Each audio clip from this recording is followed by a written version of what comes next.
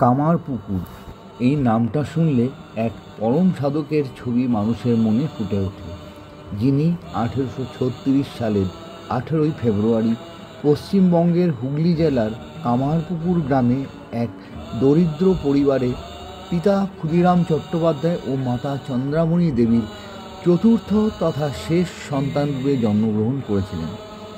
ঊনবিংশ ও বিংশ শতাব্দীতে বাংলা তথা ভারতীয় নবজাগরণের অন্যতম পথিকৃৎ পুরোধা ব্যক্তিত্ব হিসাবে যার আবির্ভাব ঘটেছিল তিনি হলেন স্বয়ং ঠাকুর শ্রী শ্রী রামকৃষ্ণ পরমহংসদেব। আজকে তাঁরই জন্মভিটেতে গিয়ে সেটাই তোমাদের সঙ্গে শেয়ার করব। অনুরোধ রইল ভিডিওটা তোমরা স্কিপ না করে পুরোটা দেখতে থাকো।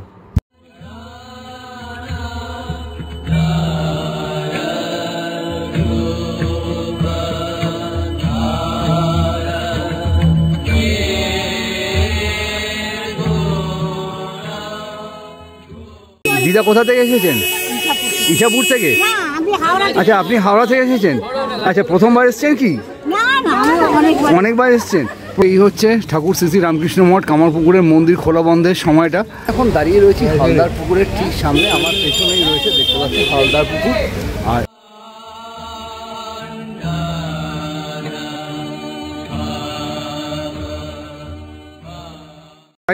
আপনাদের এখানে কি কি জিনিস পাওয়া যায় মোটামুটি? তো তোমরা দেখছো এখানে পার্কিং বে রয়েছে। আমাদের এসি রুম, ডবল বেড, ওগুলো 1100 টাকা ভাড়া। ঠাকুর যেখানে শিবসে যাত্রা করেছিলেন, সীতানাথ পাইনের বাড়ি, যে তৃতীয়বার ঠাকুরের ওখানে ভাব সমাধি, তৃতীয়বার ওখানে ঠাকুরের ভাব সমাধি হয়েছিল। তারপর আর উনি রামকৃষ্ণদেবকে ভিক্ষা পৈতের সময় ভিক্ষা দিয়েছিল ওর ভিক্ষা মা। এই মুহূর্তে আমরা চলেছি শ্রী শ্রী মাতৃ মন্দির, অর্থাৎ সারদা মায়ের জন্মভিটে বা জন্মস্থান। যে কোথা থেকে আসা হয়েছে? ঠাকুরপুকুর থেকে। প্রথমবার? আচ্ছা, বসে রয়েছেন, বসে বসে ভক্তদের খাবার দাবার যারা যাতে ঠিকমতো আহার গ্রহণ করে সেটাই দেখছেন। আমাদের এসি রুম আছে, দুজনের 1000 টাকা, 4 জনের 1500 টাকা।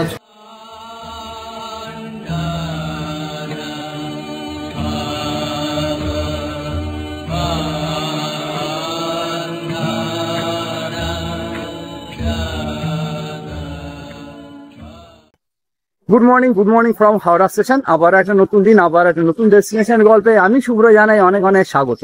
আজকে আমার ডেস্টিনেশন হচ্ছে এমন এক মহাপুরুষ ও মহিষী মাতার জন্মস্থান বা জন্মভিটে যাদের নাম দক্ষিণেশ্বর মন্দিরের সঙ্গে অঙ্গাঙ্গিভাবে জড়িত।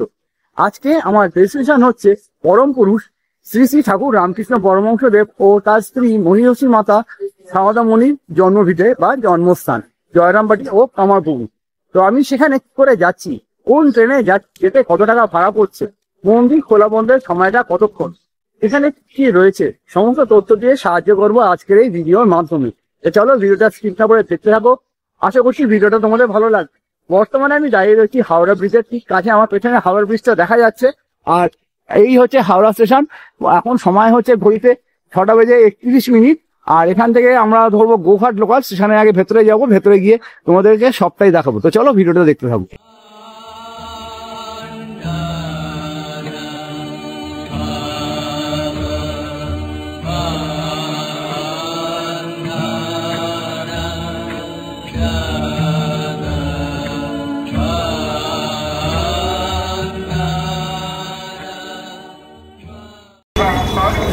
তো এই হচ্ছে হাওড়া স্টেশন। হাওড়া স্টেশনে সবসময় ব্যস্ততা লেগেই থাকে, কারণ খুবই গুরুত্বপূর্ণ একটা স্টেশন। এখান থেকে অনেক দূরপাল্লার গাড়ি সহ লোকাল ট্রেন অনেকগুলো ছেড়ে থাকে। সবাই নিজের গন্তব্যস্থলে পৌঁছানোর জন্য খুবই ব্যস্ত। এই আমি প্রবেশ করে গেলাম হাওড়া স্টেশনে। এখান থেকে আমি টিকিট কাটবো, টিকিট কেটে তারপর আমি রওনা দেবো আমার গন্তব্যস্থল জয়রামবাটি কামারপুকুরের উদ্দেশ্যে। আমি গোঘাট যাওয়ার টিকিট কেটে নিয়েছি। টিকিটের ভাড়া পড়লো 25 টাকা করে, আপ ডাউন 50 টাকা। এবার ট্রেন কত নম্বরে দেয় সেটাই এখন দেখার বিষয়। তো চলো এগিয়ে যাওয়া যাক ট্রেনের দিকে। আর এই হচ্ছে আপাতত হাওড়া স্টেশনের অবস্থা। আমি এখন এগিয়ে যাব, ট্রেন ধরবো। এই মুহূর্তে আমি দাঁড়িয়ে আছি হাওড়া স্টেশনের বড় বোর্ডের কাছে। আর আমাদের ট্রেন দিয়ে দিয়েছে হাওড়া গোঘাট লোকাল 7:25, যেটা ছাড়বে 6 নম্বর প্ল্যাটফর্ম থেকে। একটু জুম করে এই ট্রেনের নামটা দেখিয়েছি। এই ট্রেনটা করে আজকে আমরা যাব গোঘাটে। তো চলো এগিয়ে যাওয়া যাক। হাওড়া স্টেশনের 6 নম্বর প্ল্যাটফর্মে গোঘাট লোকাল দিয়ে দিয়েছে। ট্রেন নাম্বার হচ্ছে 37,373, যেটা ছাড়বে 7:25-এ। এই হচ্ছে গোঘাট লোকাল ট্র্যাকে দাঁড়িয়ে রয়েছে। এই ট্রেনটা করে আজকে আমরা যাব গোঘাট লোকাল। পথে পড়বে 24টা স্টেশন, 89 কিলোমিটার পথ অতিক্রম করব আজকে আমি হাওড়া থেকে।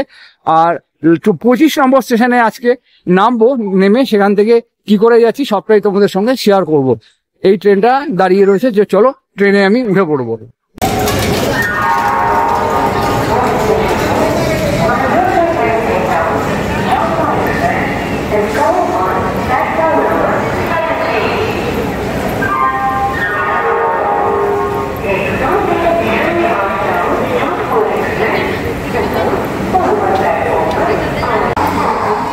ট্রেনের ভেতরটা মোটামুটি ঠিক এইরকম, মোটামুটি একটু ফাঁকা ফাঁকাই যায়, কারণ দূরপাল্লার গাড়ি।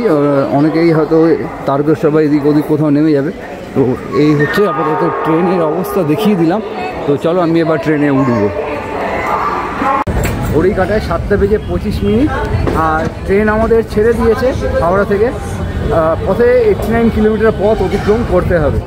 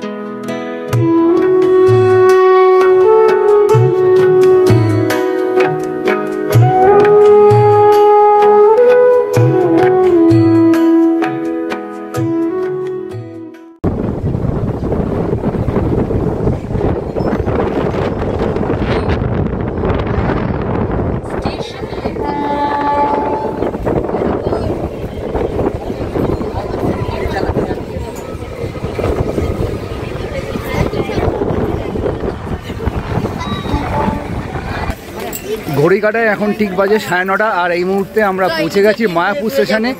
আর এটা কিন্তু নদিয়া জেলার মায়াপুর না, এটা যে তারকেশ্বর লাইনের মায়াপুর, তোমরা ভুলটা করো না। আর এরপরে আমরা আস্তে আস্তে অগ্রসর হব গোঘাট স্টেশনের দিকে। ট্রেন আপাতত রয়েছে মায়াপুর স্টেশনে। তো চলো এগিয়ে যাওয়া যাক।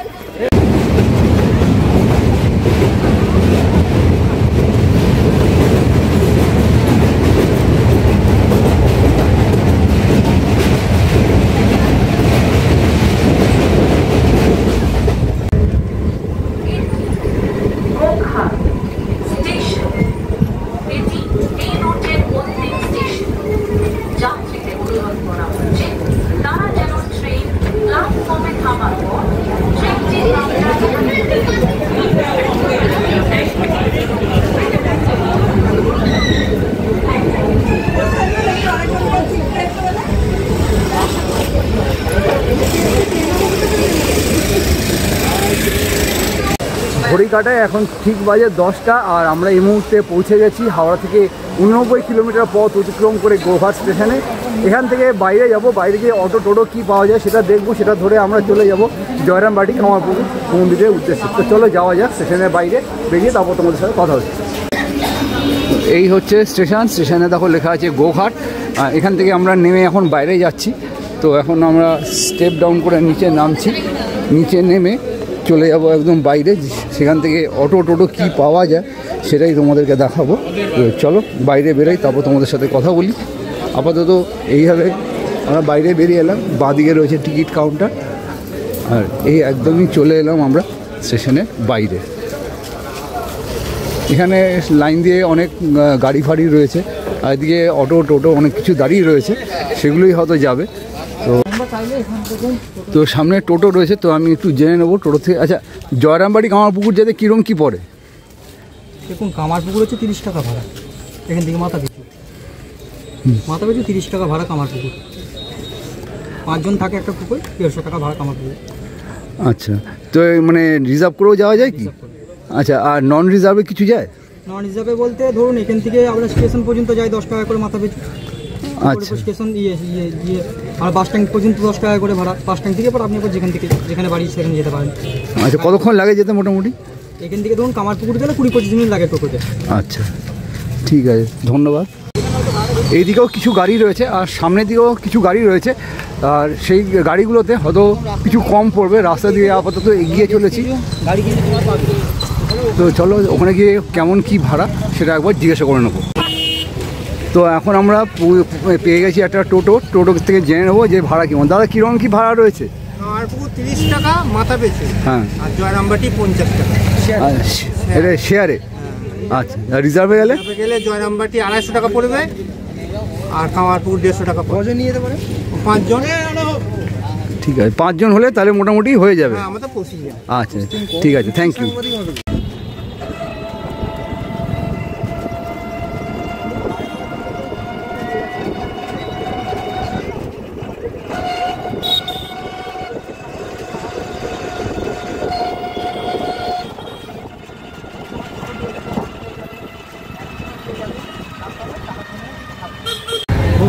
আচ্ছা, আমরা এই মুহূর্তে স্টেশন থেকে চলে আসি কামারপুকুর চটিতে, আর এখানে বিবেকানন্দের একটা মূর্তি রয়েছে পার্কের মতন, যা দেখে না।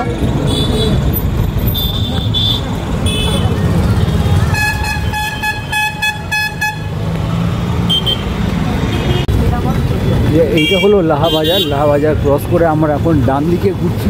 ডান দিকে ঘুরেই আমরা পৌঁছে যাব রামকৃষ্ণের যে মন্দির, সেখানে কত এগিয়ে চলেছে টোটোটা আমাদের।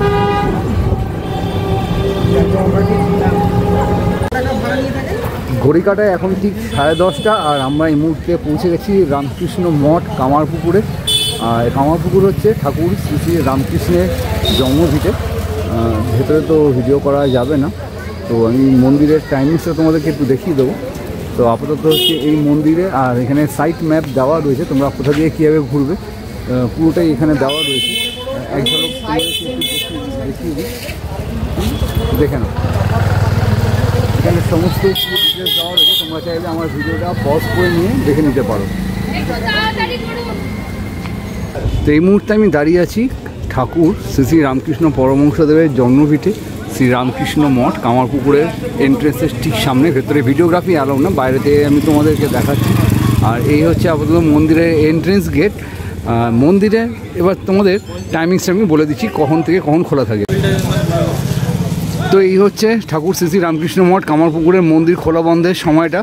রামকৃষ্ণ মঠের কামারপুকুরের মন্দির খোলার সময়টা যেটা রয়েছে এপ্রিল থেকে সেপ্টেম্বর সকাল 6টা থেকে সকাল 11:30 অবধি, বিকেল 4টে থেকে আবার রাত্রি 9টা অবধি। আর অক্টোবর থেকে মার্চের সেশন যেটা, তখন হচ্ছে 6:30 থেকে 11:30 অবধি, বিকেল 3:30 থেকে 8:30 অবধি। তোমরা চাইলে আমার ভিডিওটা পজ করে নিয়ে দেখে নিতে পারো। এখানে বাংলায় রয়েছে সাইমুলটেনিয়াসলি, এখানে ইংলিশেও একই টাইমিংসটা দেওয়া রয়েছে। তো ভেতরে ভিডিওগ্রাফি অ্যালাউ না। আর মন্দিরে এই যে রাস্তাটা যাচ্ছে, এই রাস্তাটা গেছে হালদার পুকুরের দিকে, যেখান দিয়ে ঠাকুর রামকৃষ্ণ পরমহংসদেব এসে এই ঘাটে সম্ভবত স্নান করতে। তো আমি এখন এগিয়ে চলেছি হালদার পুকুরটা তোমাদেরকে দেখাবো বলে। বেশ অসাধারণ একটা দৃশ্য, মনোরম পরিবেশে, খুব ভালো লাগছে আমার। চলো একবার হালদার পুকুরটা তোমাদের এবার জাস্ট দেখাই। আর এখানে শ্রী শ্রী ঠাকুর ও মায়ের স্মৃতিলীলা বিরচিত হালদার পুকুরে পরিত। এখানে কাপড় কাচা ও আবর্জনা ফেলা সর্বতভাবে নিষিদ্ধ। আর এই হচ্ছে হালদার পুকুর। দেখো বিরাট বড় একটা পুকুর রয়েছে, তোমাদেরকে এবার যতটা সম্ভব দেখানোর আমি চেষ্টা করছি। জলটা একদম পরিষ্কার জল, বেশ ভালো লাগছে কিন্তু দেখতে।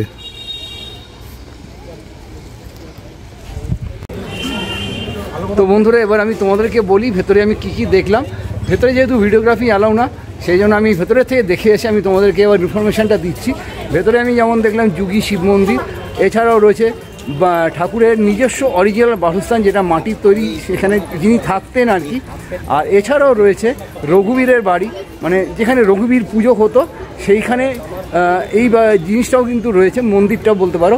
আর আরেকটা জিনিস যেটা লক্ষণীয় বিষয় যেটা আমি দেখতে পেলাম, ঠাকুর যেখানে আগে ধান ভাঙতেন, মানে ঢেকি দিয়ে ধান ভাঙা হতো আগের দিনে, তো সেই ঢেকি শালের ওপরে তার যে মূল যে বাড়ি সেটা কিন্তু তৈরি করা হয়েছে, মানে উল্টো দিকে করা হয়েছে একটা ধ্যানের জন্য জায়গা, সেখানে সবাই বসে ধ্যান করছে দেখতে পেলাম, বেশ ভালো লাগলো আমার। আচ্ছা, এইদিকে তো রয়েছে হালদার পুকুর, হালদার পুকুরের এই দিকে রয়েছে হালদার বাড়ি, হালদার বাড়ির বংশধররা এখনও এই বাড়িতে বসবাস করে, একটু জুম করে তোমাদের জাস্ট দেখিয়ে দিই, দেখে নাও এই জায়গাটা হচ্ছে হালদার বাড়ি, ঠিক আছে। আর হালদার বাড়ির সামনেই রয়েছে এত বড় একটা বাগানের মতো অংশ পুকুরের ধার ধরে। আমি এখন দাঁড়িয়ে রয়েছি হালদার পুকুরের ঠিক সামনে, আমার পেছনেই রয়েছে দেখতে পাচ্ছি হালদার পুকুর। আর এই হালদার পুকুরে একটা বিশেষত্ব রয়েছে যেটা তোমাদের একটু বলে দিই।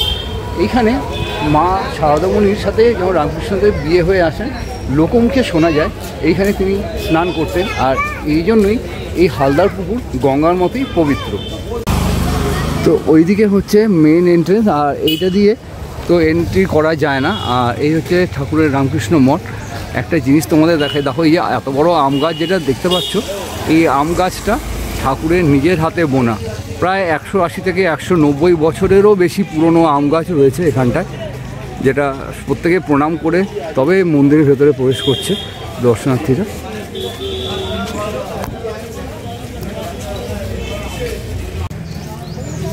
এই যে দেখছো বাড়িটা, এইটা হচ্ছে ঠাকুরের মেইন বাড়ি, এই গৃহে উনি থাকতেন আজ থেকে 180-90 বছর আগে এই বাড়িতেই ঠাকুর বসবাস করতেন।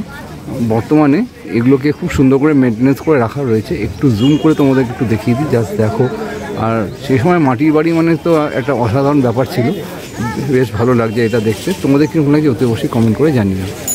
তোমরা অতি অবশ্যই কিন্তু সকাল সকাল মন্দিরে চলে আসবে এই রামকৃষ্ণদেবের জন্মভিটে কামারপুকুরে। কামারপুকুরে এসেই প্রথমেই তোমাদের যে কাজটা হবে সেটা হচ্ছে প্রসাদের কুপন সংগ্রহ করা। প্রসাদের কুপন সংগ্রহের জন্য প্রথমে তোমরা অফিস ঘরে যাবে, অফিস ঘর থেকে গিয়ে প্রসাদের কুপনটা 11:30টার মধ্যে অবশ্যই সংগ্রহ করে নেবে, তাহলে কিন্তু পরে কুপন পেতে অসুবিধা হয়ে গেলে প্রসাদ গ্রহণ করা একটু ডিফিকাল্ট হয়ে দাঁড়াবে। এরপরে তোমরা 12:30টার সময় তোমরা প্রসাদ গ্রহণের যে কক্ষ রয়েছে সেই কক্ষে তোমরা যে প্রসাদটা গ্রহণ করো। তো এইখানে হালদার পুকুরের পাশে প্রচুর দর্শনার্থীরা এবং ভক্তরা এসেছে বিভিন্ন জায়গা থেকে। অনেকে এখানে শিবের মাথায় জল টল দেওয়ার জন্য এখানে রেডি হয়ে আছে। প্রচুর ভক্তের সমাগম ঘটেছে এখানে, দেখতে পাচ্ছ।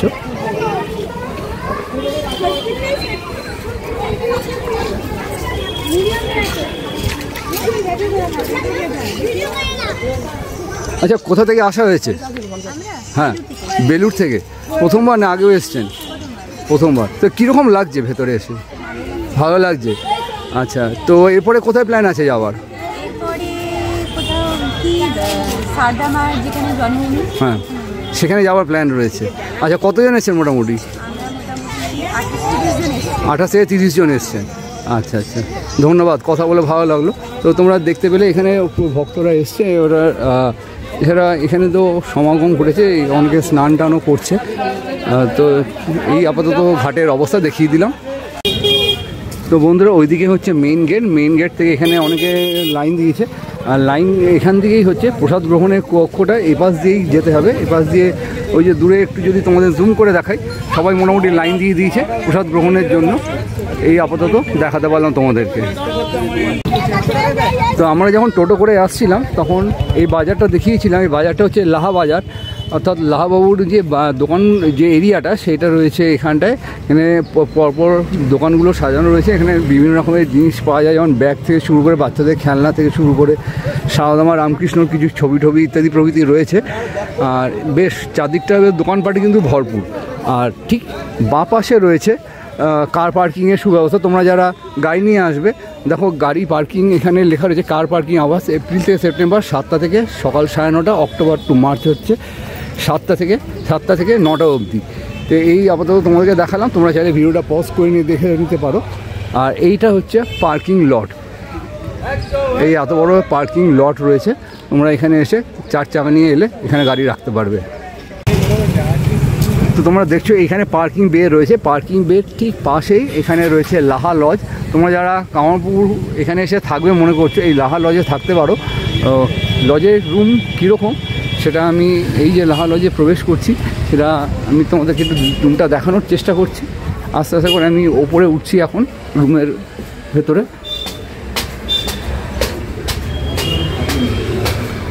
এই আমি ওপরে উঠে গেলাম, ওপরে উঠে কি রুমের কীরকম কী রয়েছে সেটা আমি তোমাদেরকে দেখাবো। এখন আমরা রয়েছি লজের ঠিক ওপরে, আর এই হচ্ছে রুমটা। চলো রুমের ভেতরে প্রবেশ করি। রুমের ভেতরে এখানে দেখতে পাচ্ছি ডান দিকে এবং বাঁ দিকে দুখানা বেড রয়েছে যেখানে 4 জন শুতে পারবে অনায়াসে, আর এরকম পাখা রয়েছে, ঠিক আছে। আর এই যে জায়গাটা এই পুরোটাই নন এসি রুম, ঠিক আছে। আচ্ছা, আর এখানে একটা অ্যাটাচ বাথ রয়েছে, তো বাথরুমটা বেশ পরিষ্কার পরিচ্ছন্ন, কমোড রয়েছে, আর স্নানের জন্য বালতি টালতি রয়েছে, গরম জলও পেয়ে যাবে, এখানে গিজারের ব্যবস্থা রয়েছে। তো চলো আরেকটা কি রুম রয়েছে সেটা আমি দেখিয়ে দিচ্ছি।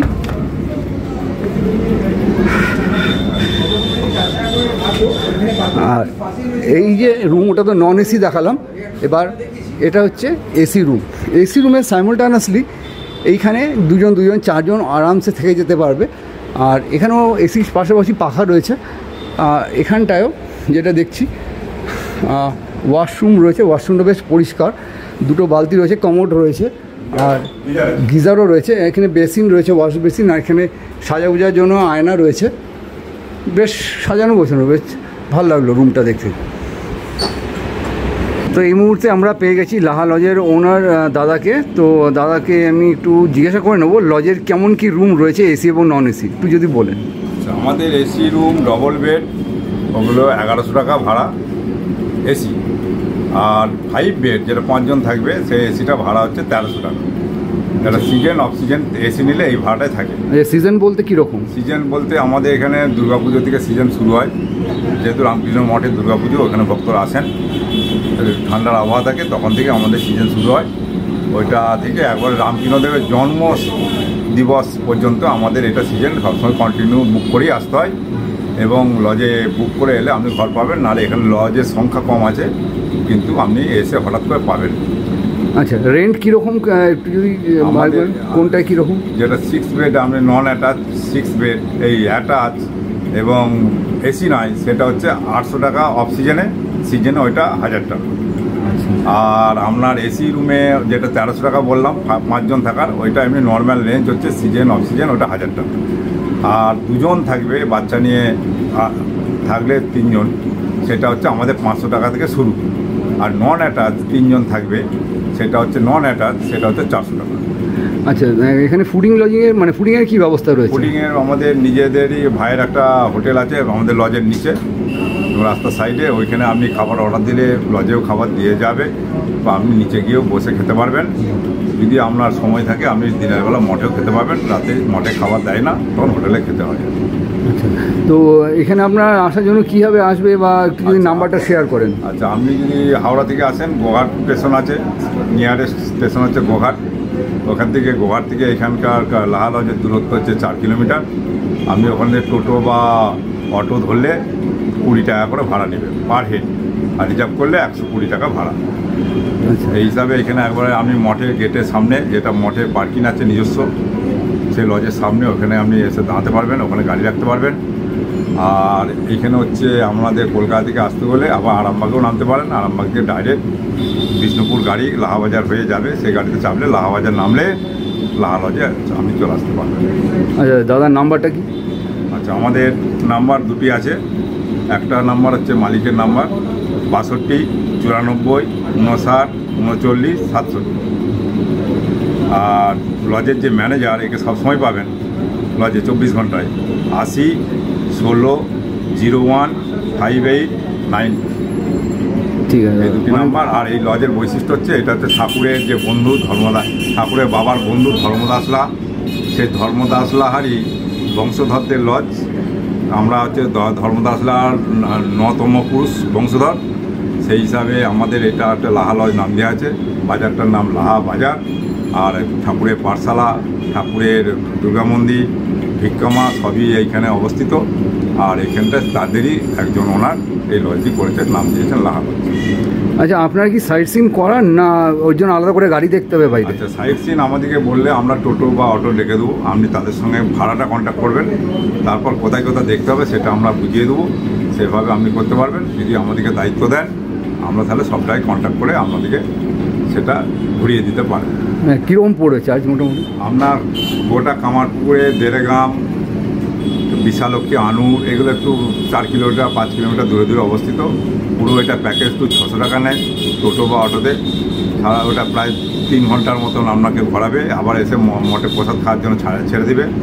আপনি যদি জয়রামবাটি, বিষ্ণুপুর প্যাকেজ ট্যুর করেন ওগুলো 1600-1800 টাকা আপনাকে মারুতি বা অল্টোতে নিয়ে যাবে, আবার সকাল 8টায় নিয়ে যাবে, আর সন্ধ্যে 6টায় আপনাকে আরতি দেখিয়ে এখানে ছেড়ে দেবে। ঠিক আছে, অনেক অনেক ধন্যবাদ ইনফরমেশন দেওয়ার জন্য। আচ্ছা, রুমের কেমন কি চার্জ সেটা তো বলেই দিলাম। আর এই হচ্ছে রুমের ভিজিটিং কার্ড। এই কার্ডের মধ্যে থেকে তোমার নাম্বারটা দেখা যাচ্ছে, তবুও আমি নাম্বারটা স্ক্রিনে সহ আমার ডেসক্রিপশান বক্সে দিয়ে দেবো, তোমরা এখানে আমার ভিডিওটা পজ করে নিয়ে দেখে নিতে পারো। আর এখানে যে নাম্বারটা রয়েছে তোমরা অতি অবশ্যই আসার আগে ফোন করে নেবে। তোমাদের এই লাহা লজ তো দেখালাম। লাহা লজের যে দাদা তিনি বললেন যে তাদের খাবার এই কালীমাতা হোটেল অ্যান্ড রেস্টুরেন্ট থেকে আসে। এই হচ্ছে সেই কালীমাতা হোটেল অ্যান্ড রেস্টুরেন্ট। এখানে বলে দিলে রুমেও তোমাদের খাবার দিয়ে যাবে, আর তোমরা চাইলে এখানে এসেও খাবার গ্রহণ করতে পারো। তো তোমাদের এর আগে রামকৃষ্ণ সারদা যে আশ্রম দেখিয়েছিলাম, দেখো পল্লীমঙ্গল কামারপুকুরের যে জিনিস আমি তোমাদের দেখিয়েছিলাম, এখানেও সেম জিনিসই পাওয়া যায়। আর এইখানে রয়েছে সেই স্টলগুলো আপাতত। তো চলো একটু স্টলে আমি যাচ্ছি, ভেতরে প্রবেশ করে একটু জেনে নিই, প্লাস তোমাদেরকে একটু দেখিয়ে দিই কী কী জিনিস রয়েছে। সমস্ত জিনিসগুলো এখানে রয়েছে, দেখো এখানে। আচ্ছা, একটু কাকিমার সাথে কথা বলবো। আচ্ছা কাকিমা, আপনাদের এখানে কী কী জিনিস পাওয়া যায় মোটামুটি? গামছা, পুরনি, ধুতি, তারপর আপনার চাদর। হ্যাঁ, কেমন কি দাম মোটামুটি জিনিসের?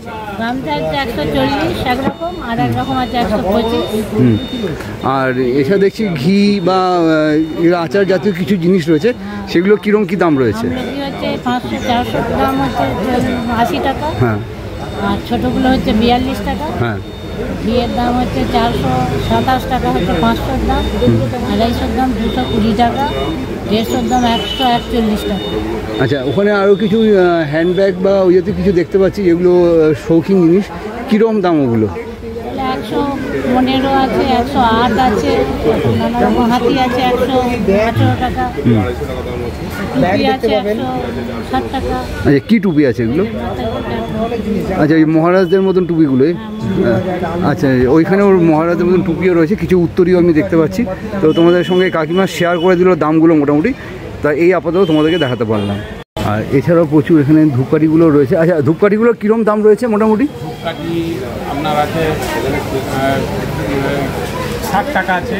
আচ্ছা, 60, 50 টাকা, 50 এরকম কিছু কিছু দাম পেয়ে 50, 60, 70, 100 করে কাঠি এরকম কিছু কিছু দামের ধূপকাঠি এখানে পেয়ে যাবে, যেটা খুব সুন্দর গন্ধ লাগে। কিন্তু গোলাপ বলো, রজনীগন্ধা, চামেলি, চন্দন থেকে শুরু করে সমস্ত রকমের আইটেম ধূপকাঠি পেয়ে যাবে। এছাড়াও এখানে দেখছি জুটের যে এটা এটা বোধহয় ফুলের সাজি, এটা কীরকম দাম আছে? এটা 122 টাকা দাম আছে। প্রচুর জিনিস এখানে তোমার পেয়ে যাবে, যেটা আমি তোমাদেরকে ওই রামকৃষ্ণ সারদা আশ্রমে দেখিয়েছিলাম, এখানেও ঠিক সেম জিনিস এখানে রয়েছে। আচ্ছা, একটু কথা বলবো, বলছি আপনারা কোথা থেকে এসছেন? বাঁকুড়া থেকে। প্রসাদ গ্রহণ হয়ে গেছে, কীরকম লাগলো? ভালো লাগলো? প্রথমবার এসছেন? আচ্ছা আচ্ছা, কতজন এসছেন মোটামুটি? 8-10 জন। আচ্ছা আচ্ছা, বলুন সাইড সিন বলে বলবেন, বলুন টোটোয় করে ঘুরতে গেলে। আচ্ছা দিদা, একটু কথা বলবো। দিদা কোথা থেকে এসেছেন? ইসাপুর থেকে? আচ্ছা, আপনি হাওড়া থেকে এসেছেন? আচ্ছা, প্রথমবার এসছেন কি? অনেকবার এসছেন। প্রসাদ গ্রহণ হয়ে গেছে, কেমন লাগলো? আচ্ছা, সেটাই, সেটা 100 বার। প্রসাদ পাওয়া মানে ভাগ্যের ব্যাপার। ঠিক আছে, ধন্যবাদ।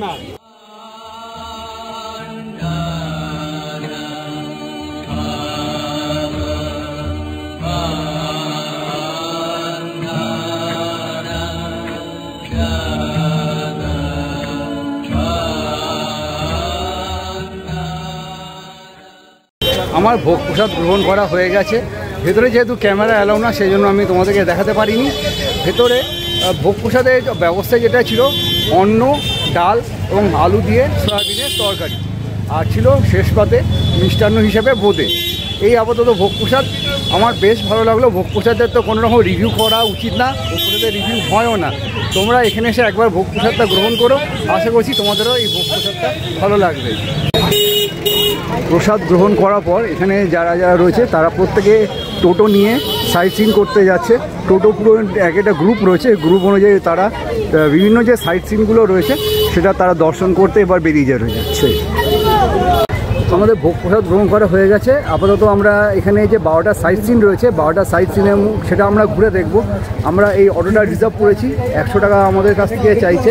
তো আমরা একটু জেনে নেব যে এখানে কী কী সাইট সিন রয়েছে। আচ্ছা দাদা, এখানে কী কী সাইট সিন রয়েছে একটু ঘোরার মতো একটু যদি বলেন। এখানে সাইড সিন বলতে সাইডে যে 12টা মন্দির আছে, ঠাকুর যেখানে শিবসে যাত্রা করেছিলেন, সীতানাথ পাইনের বাড়ি, যে তৃতীয়বার ঠাকুর এখানে ভাব সমাধি, তৃতীয়বার ওখানে ঠাকুরের ভাব সমাধি হয়েছিল। তারপরে আপনার ঠাকুরের পাঠশালা দেখাবো, বিষ্ণু মন্দির, রাসমঞ্চ, পার্বতীনাথ শিব মন্দির, গোপেশ্বর শিব মন্দির, তারপরে আপনার ধনীমাতার মন্দির দেখিয়ে আপনার কামারপুকুর, অরিজিনাল যে পুকুরের নামে গ্রামের নাম কামারপুকুর, চিনু শাকারি বাড়ি দেখিয়ে আপনাদেরকে এখানে নিয়ে আসবো। টোটাল ভাড়া কীরকম পড়বে? 100 টাকা। এটা সবার জন্যই সেম? সবার জন্যই সেম, 100 টাকা গাড়ি। আচ্ছা আচ্ছা, ঠিক আছে, চলুন তাহলে যাওয়া যাক 12টা সাইট সিন করে দেখার জন্য। আচ্ছা, আমরা প্রথম যে সাইট সিন সেটা চলে এলাম। বাল্যকালে শ্রীরামকৃষ্ণদেব যে শিব সাজিয়া সমাধিস্থ হয়ে, মানে শিব যে ভাব সমাধি হয়েছিল, সেটা হচ্ছে এখন 1 নম্বর প্লেস। তো চলো আমরা সেখানে ঢুকতে চলেছি। তো বন্ধুরা, আমি এই মুহূর্তে চলে এসেছি ঠাকুর শ্রী রামকৃষ্ণের বাল্যকালে যে শিব সমাধি হয়েছিল সেই বাড়ির ঠিক সামনে। আমার পেছনে রয়েছে সেই বাড়িটা, আর এই হচ্ছে সীতানাথ পাইনের বাড়ি। প্রাঙ্গণে ভগ্ন বিষ্ণু মন্দির, নাট্য স্মৃতি মঞ্চ ইত্যাদি প্রভৃতি রয়েছে, যেখান থেকে শিব রামকৃষ্ণদেবের তৃতীয়বার ভাব সমাধি হয়েছিল। আর এই হচ্ছে সেই বাড়িটা। তো চলো ভেতরে প্রবেশ করি। আর পুরো বাড়িটা কিন্তু মাটির, ঠিক আছে। দাও, মন্দিরটা হচ্ছে ঠিক এই দিকে।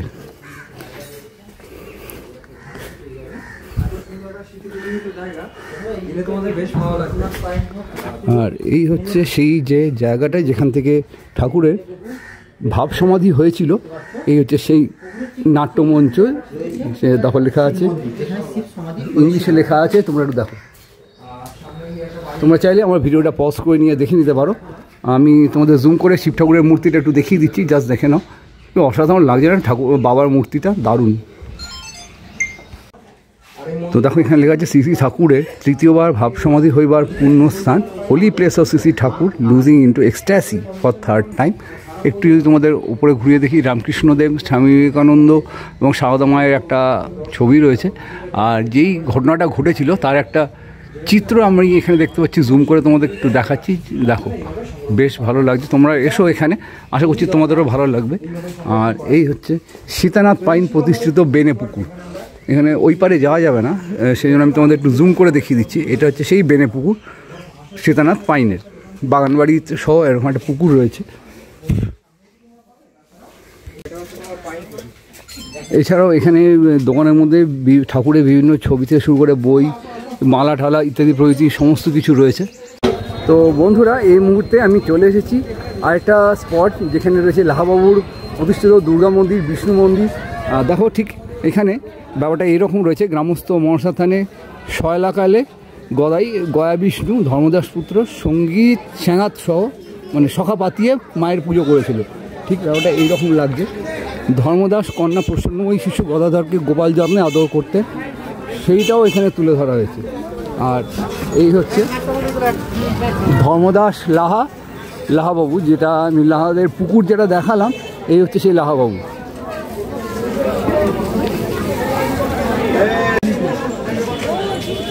এই হচ্ছে বিষ্ণু মন্দির। বিষ্ণু মন্দিরে আমরা এখন প্রবেশ করছি, এই মন্দিরে প্রবেশ করলাম। আর এই হচ্ছে বিষ্ণু মন্দির, প্রতিষ্ঠাতা ধর্মদাস লাহা, পিতা জগন্নাথ লাহা। তো এখানে ব্যাপারটা ঠিক এরকমভাবে সাজিয়ে গুছিয়ে রাখা আছে। আর চলো একটু একে একে তোমাদেরকে ঘুরিয়ে দেখাতে থাকি। দেড়ে গ্রাম হইতে ক্ষুদিরাম চট্টোপাধ্যায় কামারপুকুর আগমন। দেখো এখানে মূর্তি দিয়ে সমস্ত জিনিসটা কিন্তু বোঝানো রয়েছে। আর যুগাবত শ্রী শ্রী রামকৃষ্ণের যে আবির্ভাব হয়েছিল, জন্ম হয়েছিল, সেটাই এখানে তুলে ধরা হয়েছে।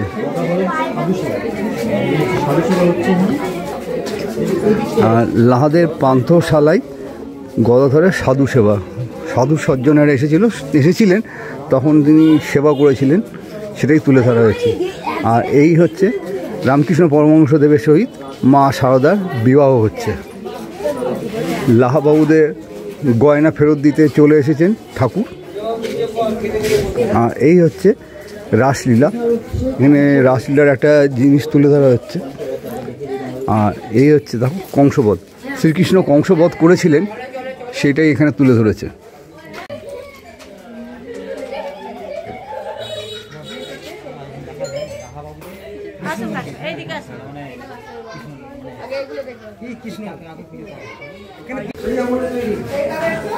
আচ্ছা, এটা হচ্ছে লাহাবাবুদের এখানে বিষ্ণুর যে মন্দির, এখানে একটা বিষ্ণুর শিলা রয়েছে, রামকৃষ্ণদেবের আমলের হচ্ছে সেই শিলাটা।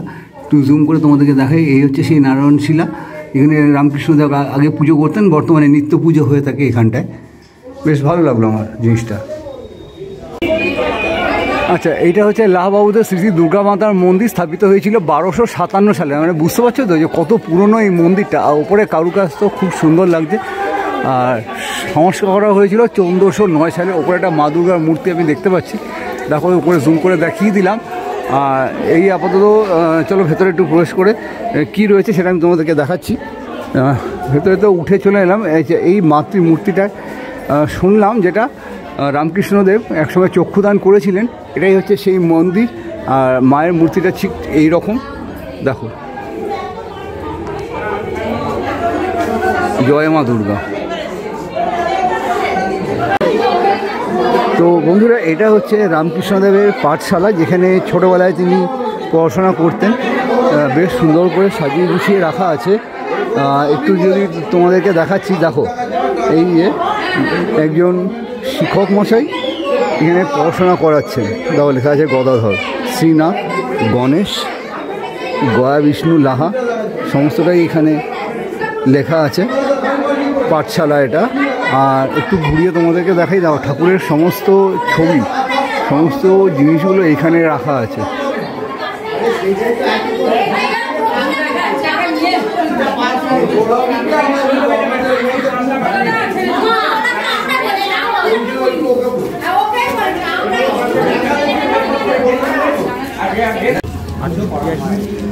এখানে দেখো লেখা আছে শ্রী রামকৃষ্ণদেব স্মৃতি বিজড়িত কালী মন্দির। ডিটেলসটা এখানে দেওয়া রয়েছে বাংলা, ইংরেজি এবং হিন্দিতে। তোমরা চাইলে আমার ভিডিওটা পজ করে নিয়ে দেখে নিতে পারো ডিটেলসটা।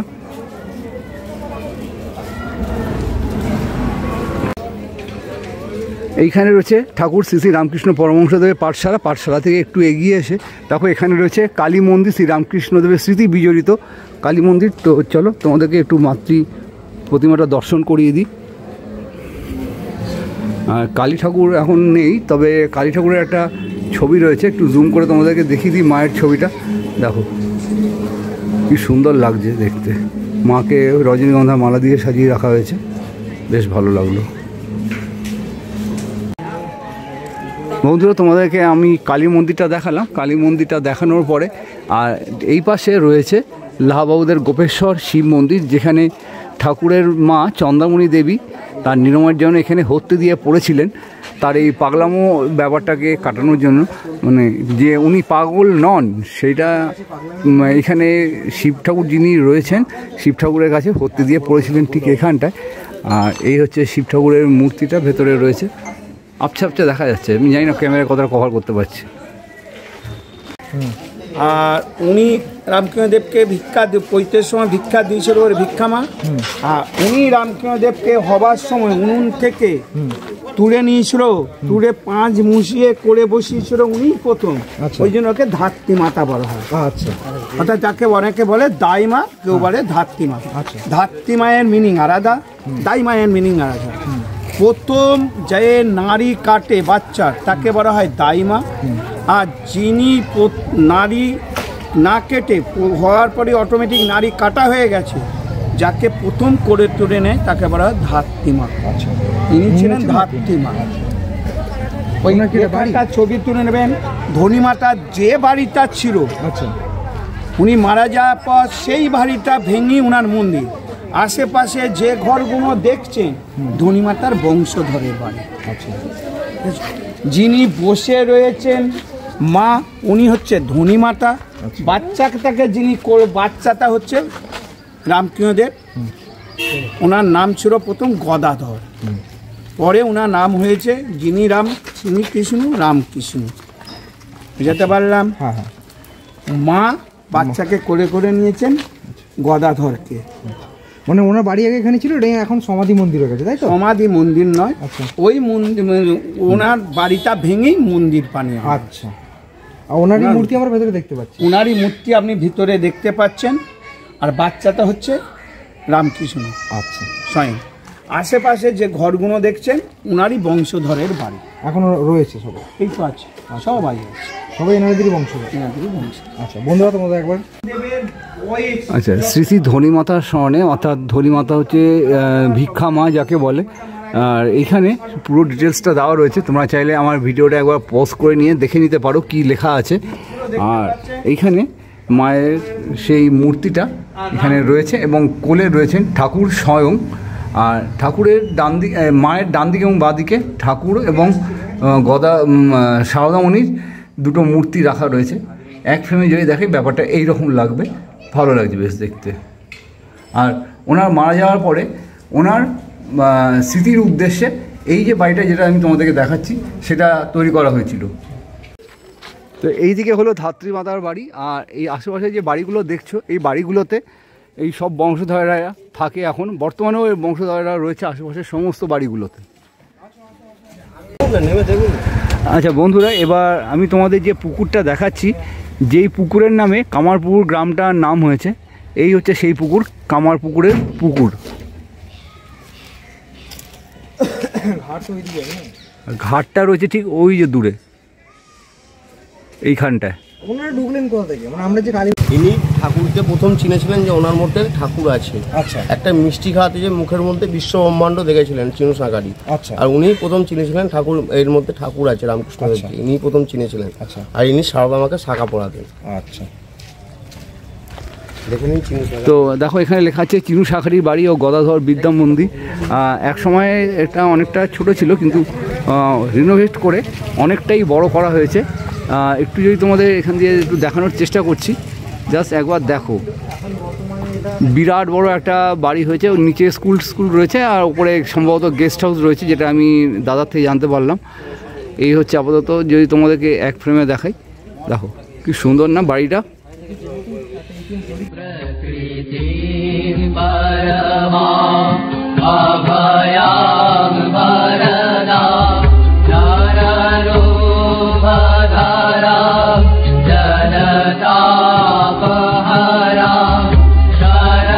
शरणागत सेवक दोष करे